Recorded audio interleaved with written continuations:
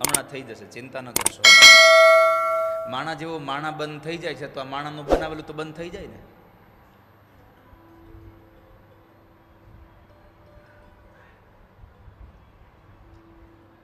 આજે કથા ક્યાંથી શરૂ કરવાની છે?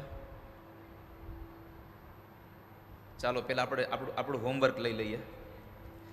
ગઈકાલે છેલ્લી કથા કઈ કરી ખબર છે કોઈને?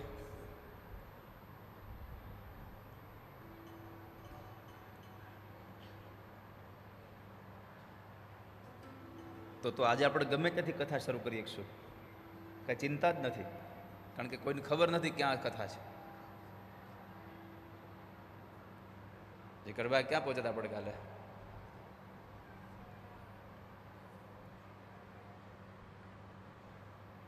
થોડું પાસ કરતો દર્શન, હું કીધું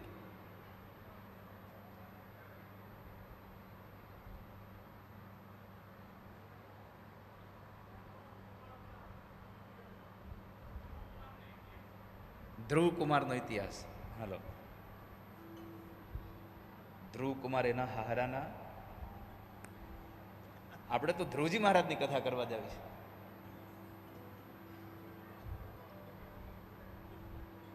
આવો, 5 વર્ષનો ધ્રુવ ભગવાન માટે નીકળી પડે.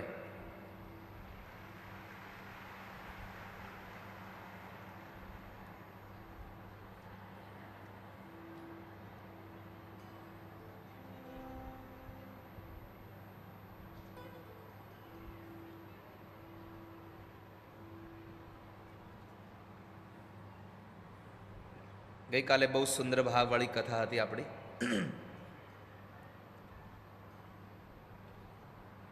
કે દક્ષ પ્રજાપતિએ યજ્ઞ કર્યો, પણ યજ્ઞમાં એનું જ મસ્તક કપાયું. કેમ? યજ્ઞ ખોટો ન હતો, પણ યજ્ઞ કરવાની રીત ખોટી હતી. યજ્ઞની પાછળનું જે કારણ હતું એ ખોટું હતું. આવો જ યજ્ઞ કંસે કર્યો, પણ એ કંસનું પણ આ જ પરિણામ આવ્યું. કેમ કે એ યજ્ઞની પાછળનો હેતુ માણસનો ખરાબ હોય છે.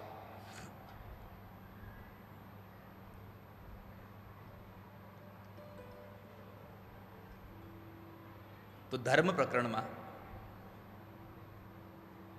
આપણે સૌએ દક્ષ પ્રજાપતિની કથા સાંભળી અને આજે ધ્રુવ ચરિત્રની કથા છે.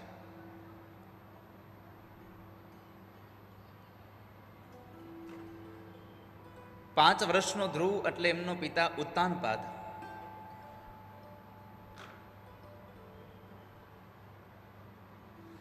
ઉત્તાનપાદ રાજાને 2 રાણીઓ છે, સુરુચિ અને સુનીતિ.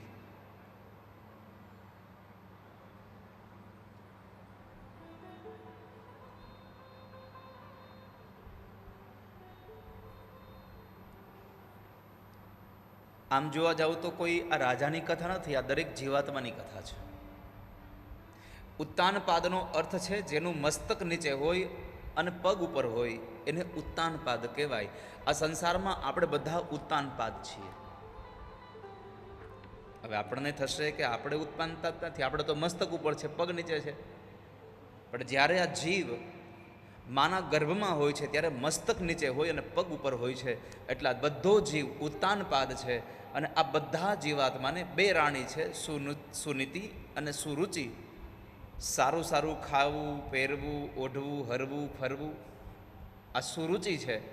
અને સુનીતિ, આ સંસારમાં સુરુચિ બધાને બહુ વાલી હોય, સુનીતિ એ બધાને અણમાનીતી હોય.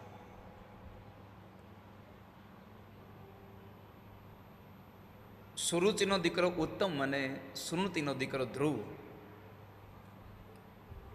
એકવાર મહારાજ રાજગાદી પર બેઠા છે અને સુનીતિનો દીકરો ધ્રુવ આવે છે. પોતાના પિતાજીના ખોળામાં બેસવા ગયો, પણ એની અપર માએ ખોળામાં બેસવા ન દીધો.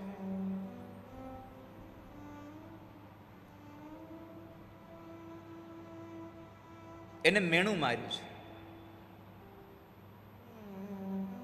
ધ્રુવજી મહારાજ કહે છે, અમારા પિતાજી છે, હું પણ એક રાણીનો દીકરો છું. સુરુચિ કહે છે કે તારી માં રાણી નહીં, તારી માં દાસી છે. અપમાનિત કરી અને એને કાઢી મૂકે છે. પણ જતા પહેલા એમને એવું કહ્યું કે તારે જો તારા પિતાજીના ખોળામાં બેસવું હોય તો જંગલમાં જા, ભગવાનને ભજ, અને ભગવાન મળે તો કેજે તને મારા કુખથી જન્મ આપે, તો તને તારા પિતાજીના ખોળામાં બેસવા મળે.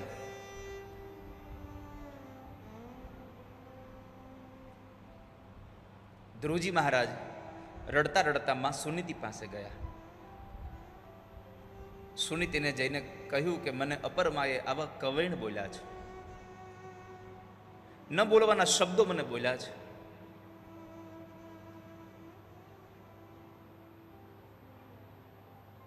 તો માં સુનીતિએ કહ્યું કે બેટા આમાં ક્યાં કંઈ ખોટું કહ્યું છે? આમ તો ભગવાનને ભજવાનું કહ્યું છે, પરમાત્માને ભજવાની વાત કરી છે. આ તો ધ્રુવજી મહારાજની વાત સાંભળીને છતાં પણ એમ કહે છે કે આમાં ખોટું નથી કહ્યું. એનું એકમાત્ર કારણ છે આ સુનીતિ હતી. જો આની જગ્યાએ બીજી હોત તો તરત જ ઝઘડો કરવા ગઈ હોત કે હું પણ એની પત્ની છું, આ એનો બાળક છે, બેસવા દે એમને. પણ પોતાના બાળકને કીધું કે બેટા તને સાચું જ કીધું છે ભગવાનને મેળવવાનું, અને આમ પણ આ જગતમાં આપણો સાચો બાપ તો, આપણો સાચો પિતા તો ભગવાન જ છે.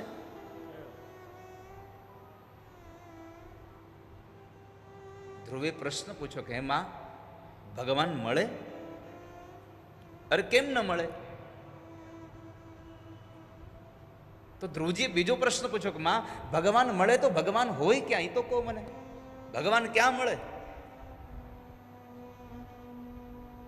ભગવાન નારાયણના મુખારવિંદની વાત કરીએ તો એમ કહ્યું યત્સ્યાત સર્વત્ર સર્વદા, હું બધે જ છું, ક્યાં નથી?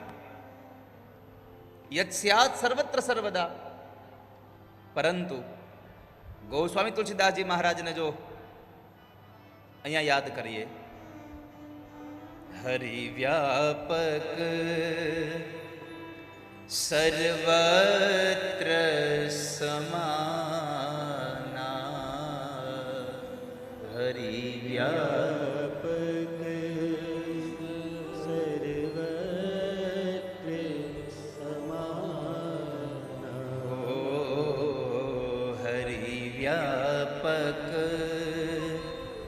સર્વત્ર સમાના, હરિ વ્યાપક સમાના. પ્રેમ તે પ્રગટ હો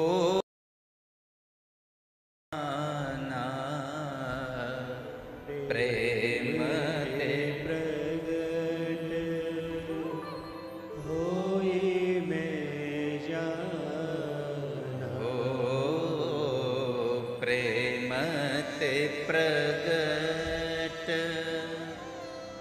હોઈ મેં જાના, પ્રેમ તે પ્રગટ હોઈ મેં જાના. ભગવાન તો બધે છે, પણ બેટા દેખાય એવી જગ્યાએ જ્યાં પ્રેમ હોય. પ્રેમ ન હોય તો કૃષ્ણને પામી નહીં શકો ક્યારે તમે, પ્રભુ તમને જોવા નહીં મળે.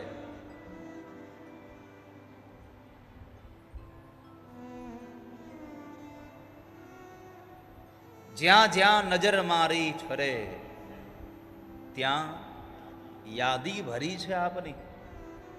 કવિ કલાપી લખે છે કે જ્યાં પણ નજર કરું ત્યાં તમે બિરાજમાન છો. બધામાં ભગવાનને જોવાની ઈચ્છા થાય, બધામાં ભગવાનને જોવાની આપણી એક મહેચ્છાઓ જાગે તો પરમાત્મા દેખાય.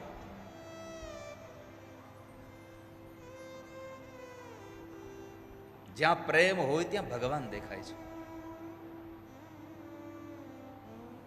તો માં મને રજા આપો, મને જવા દો. એક ક્ષણ માટે માં સુનીતિનો જીવ મૂંઝાઈ ગયો કે આટલું મારું નાનું બાળક જંગલમાં જશે તો ત્યાં કેટલો બધો તડકો હશે, કેટલી બધી ઠંડી હશે, કેટલી ભૂખ લાગશે, તરસ લાગશે, વરસાદ હશે, જંગલના હિંસક પશુઓ હશે. મારું બાળક ડરી જશે તો?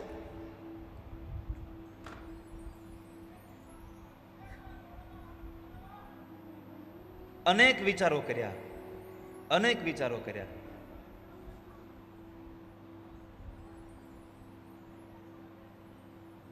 અને પછી અંતે એક નિર્ણય ઉપર આવ્યા. માં સુનીતિ બોલ્યા છે કે જેનું ભજન કરવા જાય છે ને એ નારાયણ એમની રક્ષા કરશે. જેનું ભજન કરવા જઈ રહ્યો છે,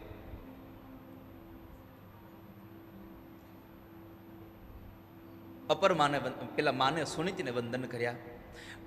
આ સંસારની દરેક માં યાદ કર્યા એક વાતને. જ્યારે ધ્રુવજી મહારાજ જંગલમાં જવા માટે નીકળ્યા ને તો સૌ પ્રથમ માં સુનીતિ કીધું, બેટા માં સુરુચિને વંદન કરીને જાજો હો. શા માટે? જંગલમાં જવાનું કીધું તું સુરુચિએ, પણ એને યાદ એને વંદન કરવાનું સુનીતિ એટલા માટે કહ્યું કે જો મનમાં કોઈના પ્રત્યે દ્વેષ ભરીને જાઓ ને તો તમને પરમાત્મામાં જીવ ન લાગે. તમને કોઈના પ્રત્યે દ્વેષ ન હોવો જોઈએ ભગવાનની પૂજા કરતા સમયે.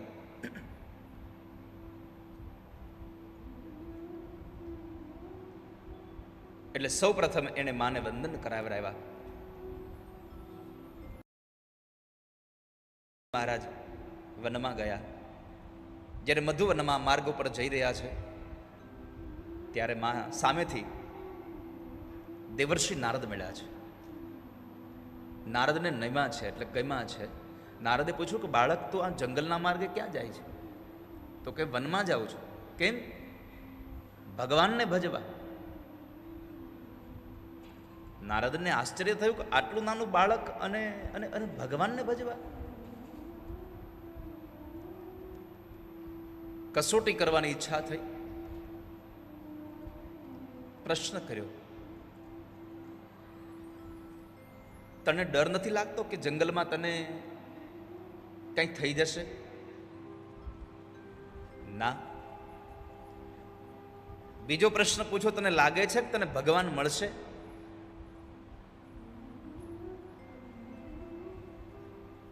નારદનો પ્રશ્ન સાંભળીને 5 વર્ષનો ધ્રુવ જવાબ આપે છે કે મહારાજ, ઘરેથી નીકળતાની સાથે પહેલા વેલા તમારા જેવા સંતના દર્શન થયા છે એટલે હવે મને ભરોસો છે, મને ભગવાન મળે પાર છે. મિલે એક એસા સંત ફકીર જો પહોંચા દે ભવ નદિયા કે તીર. એક એવો સાધુ મળી જાય, એક સદગુરુ મળી જાય તો તમારી ગતિ કેટલી બધી આમ થઈ જાય. મિલે એસા સંત ફકીર, એક સાધુ મળી જાય.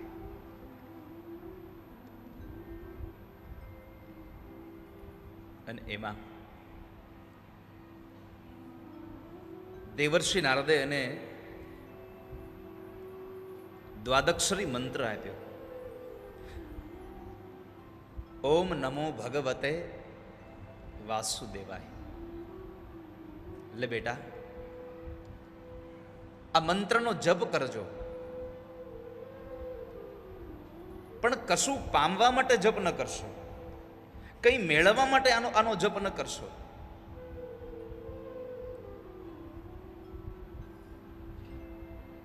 વિરક્તશ્ચેન્દ્રિયરતો ભક્તિ યોગેન ભૂયસા તમ નિરંતર ભાવેન ભજેતા.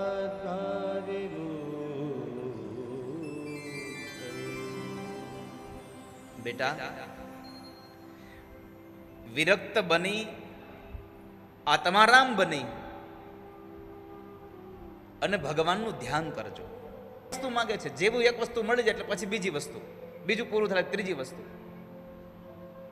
એક વાત સમજાવું,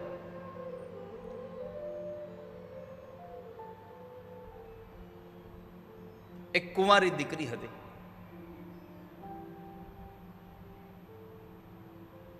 એના પરિવારના બધા લોકો બેઠા હતા અને એણે પરિવારમાં વાત કરી એના બાપુજીને કે પપ્પા મને એક સસરા લઈ આવી દો.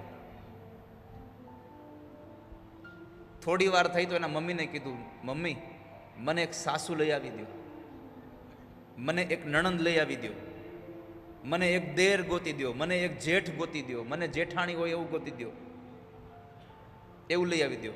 અને ત્યારે પરિવારના બધાય ભેગા થઈને કીધું કે બેટા એક ધણી નક્કી કરી લે, આ બધાય મફતમાં આવશે વાહે. એમ આ સંસારના એક એક સુખને મેળવવાની અપેક્ષા ન રાખો, પરમાત્માને ધણી બનાવી લો, આ સંસારના સકળ સુખ તમારે ખોળામાં આવીને પડી જશે વાલા ભક્તજનો. સુખ જોઈએ છે તો પ્રભુને પામી લો, અને પ્રભુ પાસે જાઓ તો જેવું તેવું માગશો નહીં ક્યારે હો. કોની પાસે કેવું માગવું નહીં એની જરાક આમ સભાનતા રાખવી. શું માગવું, શું ન માગવું. પણ ભગવાનના ભક્તો એટલા બધા, આમ તમે જુઓ તો એટલા બધા તૈયાર છે. ભગવાન જેવા ભગવાનને છેતરી નાખે.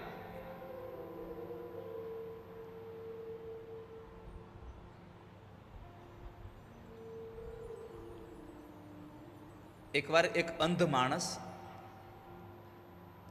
ભગવાનની આરાધના કરતો હતો.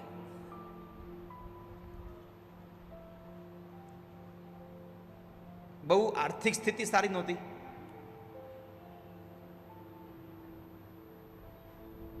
ભગવાનની ઉપાસના કરી, પ્રભુ પ્રસન્ન થયા અને પરમાત્માએ કહ્યું કે તારે જે જોઈતું હોય એ માગી લે, હું તને એક વરદાન આપવા તૈયાર છું. કેટલા વરદાન? ભગવાને કીધું હું તને એક વરદાન આપું, તારે એક વરદાનમાં જે જોતો એ માગી લે. ભગવાનને એમ હતું કે એક વરદાનમાં આ એકલું જ માગશે કે મને પહેલા તો દેખતો કરી દો એટલે પૂરું થઈ જાય, બીજું કંઈ આપવું નહીં. ભક્તએ કીધું પ્રભુ આટલી મોટી મેં ઉપાસના કરીને તમે પ્રસન્ન થયા ને એક જ વરદાન? હા એક જ. તારે જે જોતો એ માગી લે, હું ક્યાં ના પાડું છું. કીધું કઈ વાંધો નહીં. આ ભક્તએ ભગવાન પાસે માંગ્યું એ તમે બધા સાંભળજો ખાલી. ભક્તએ ભગવાનને કીધું પ્રભુ મારે 7 માળની હવેલી હોય, એમાં સોનાના હિંડળા ઉપર બેસી અને મારા 7મા દીકરાની વહુ જ્યારે પાણી ભરીને આવે એ મારે જોવું છે.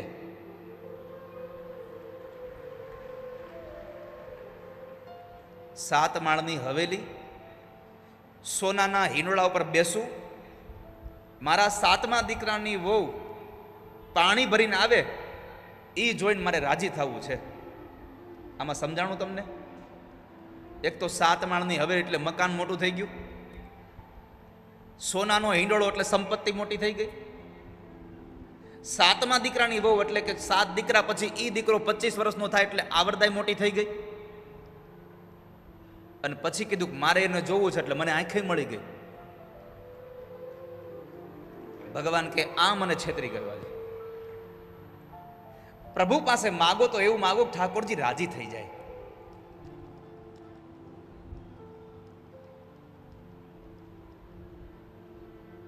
પ્રભુ આપો તો તમારા ચરણારવિંદમાં મને દ્રઢ ભક્તિ આપો. દ્રઢયીન ચરનન કેરો ભરોસો, દ્રઢયીન કેરો ભરોસો, શ્રીવલ્લભ નખ ચંદ્ર છટા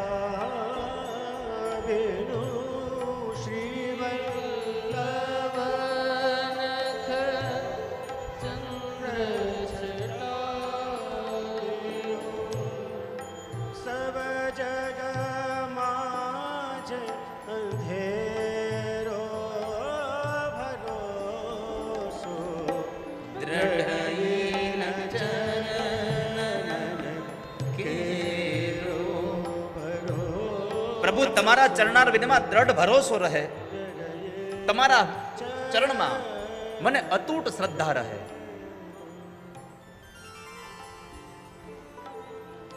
પ્રભુને જ માગી લો, પ્રભુ રાજી થઈ જાય એવું માગી લો વાલા ભક્તજનો.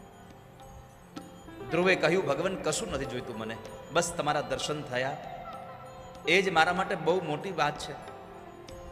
ભગવાને સામે ચાલી અને કહ્યું, ધ્રુવ, તું તારા પિતાજીના ખોળામાં બેસવા માંગતો હતો, એ ખોળામાં નહીં,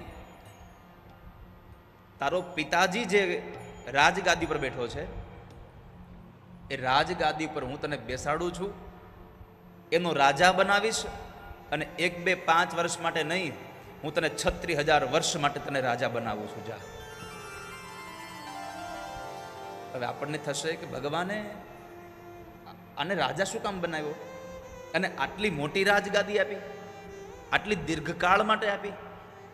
યથા રાજા તથા પ્રજા, જેવો રાજા હોય ને એવી પ્રજા થાય. એટલે 36,000 વર્ષનું રાજ્ય આપ્યું. બીજા વરદાનમાં આપ્યું કે તને મૃત્યુના સમયે મારું દિવ્ય વિમાન લેવા આવશે. ત્રીજું વરદાન આપ્યું, આકાશમાં તને અવિચલ પદ આપીશ. અને ચોથું વરદાન આપ્યું, સપ્તર્ષિઓ તારી પરિક્રમા કરશે. જાઓ. આ ન માગ્યું એટલા માટે. હું તો માગું ખોબો ને તું આપી દે દરિયો. ભગવાન તો દરિયા લઈને ઉભા દેવા માટે, આપણે ખોબો લઈને જાય છે.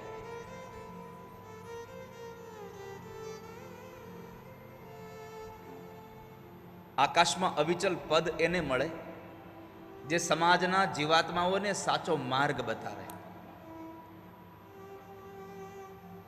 ધ્રુવનો તારો કોઈ જોયો છે? કેટલા લોકોએ ધ્રુવનો તારો જોયો છે?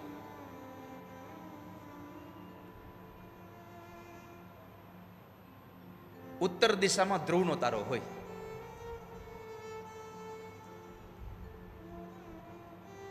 સમુદ્રમાં કોઈ ખલાસીઓ ભૂલા પડી જાય અને એ દિશા ભૂલી જાય, અને રાત્રે જ્યારે આકાશમાં નજર કરે ને ધ્રુવનો તારો દેખાય છે એટલે ખબર પડે કે ઉત્તર દિશા આ બાજુ આવી છે. દિશા બતાવે એને અવિચલ પદ મળે. અને મહાપુરુષોના મોઢે સાંભળ્યું છે કે ધ્રુવનો તારો એક બીજા કામમાં હોતે આવે છે.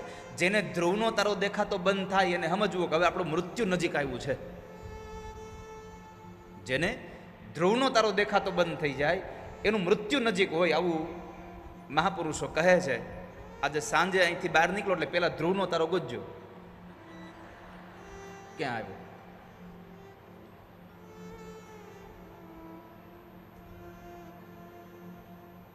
ધ્રુવજી મહારાજને ભગવાને વરદાન આપી અને પ્રભુ વિદાય થયા છે. પરમાત્મા વિદાય થયા, અંતર્ધાન થયા. ધ્રુવજી મહારાજ કચવાતા મને ઘરે આવ્યા છે. આપણને થાય કે ભગવાન શા માટે થઈને આ કચવાતા મને આવ્યા હશે?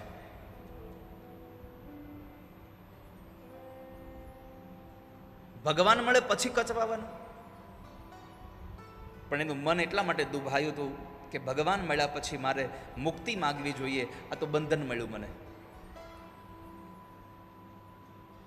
ઘરે આવ્યા, સૌથી પહેલા અપરમાને વંદન કર્યા છે. કેમ? તો કહે છે કે માં, તમે મને મેણું માર્યું ન હોત તો મને આજ ભગવાન નારાયણના દર્શન થયા ન હોત.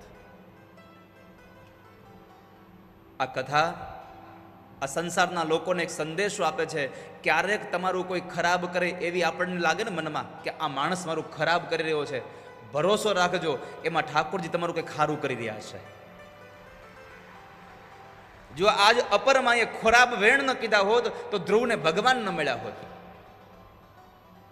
ક્યારેક આપણું કોઈ ખરાબ કરે તો સારું થતું હોય. એમાં સ્કોટલેન્ડમાં, વિદેશમાં સ્કોટલેન્ડમાં એક ક્લર્ક પરિવાર હતો. કુલ 12 જણાનો પરિવાર, 10 દીકરાઓ અને પતિ પત્ની, આ 12 જણા કુલ હતા. વર્ષોથી એ પરિવારનો એ 10 દીકરાનો બાપ મહેનત કરે પણ પૈસા ભેગા ન થાય. બધાને અમેરિકા ફરવા જવું હતું. એમાં એકવાર સમય આવ્યો, પૈસા ભેગા થયા એટલે બધાનો પાસપોર્ટ કઢાવ્યો. પાસપોર્ટ કઢાવ્યા પછી બધાએ અમેરિકાના વિઝા લીધા. વિઝા મળી ગયા પછી એમણે અત્યારે તો મળતા જ નથી.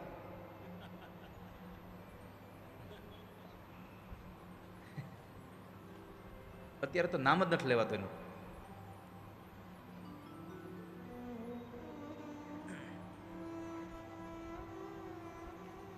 તો વિઝા લીધા. વિઝા આવી ગયા પછી એમણે ટિકિટ લીધી. અને તમે જુઓ કે ઘરમાં જ્યારે બધાની પાસે ટિકિટ આવી ગઈ કે આપણે આ તારીખે જવાનું છે, અને આખા ઘરમાં દિવાળી જેવો માહોલ હો. લોકો શોપિંગ કરવા જાય, બધાની સૌની બેગ ભરે, એટલી તૈયારીઓ કરે. એમાં બન્યું એવું, જવાને 7 દિવસની વાર હતી ખાલી, અને સૌથી નાનો છોકરો બરાબર બજારમાંથી ચાલ્યો આવતો હતો, અને એના પગમાં એક કૂતરું બટકું ભરી ગયું. દવાખાને લઈ ગયા એમને, હોસ્પિટલમાં ગયા. એટલે ત્યાં ડૉક્ટરે કહ્યું કે તમે હવે 14 દિવસ શહેર મૂકીને આને બહાર લઈને ક્યાંય જતા નહીં, તમારે 14 દિવસ અહીંયા આવવાનું છે. હવે જવાના 7 જ દિવસ બાકી હતા, અને અહીંયા કીધું 14 દિવસ કોઈ જતા નહીં. આખા ઘરમાં અમાસ જેવો વાતાવરણ, માતમ છવાઈ ગયું. તમે જુઓ, સૌથી નાના દીકરાને ઘરમાં કોઈ બોલાવે નહીં. એ 10 દીકરાનો બાપ ભોજન ન કરે, કારણ કે આટલા વર્ષોથી મહેનત કરતા હતા.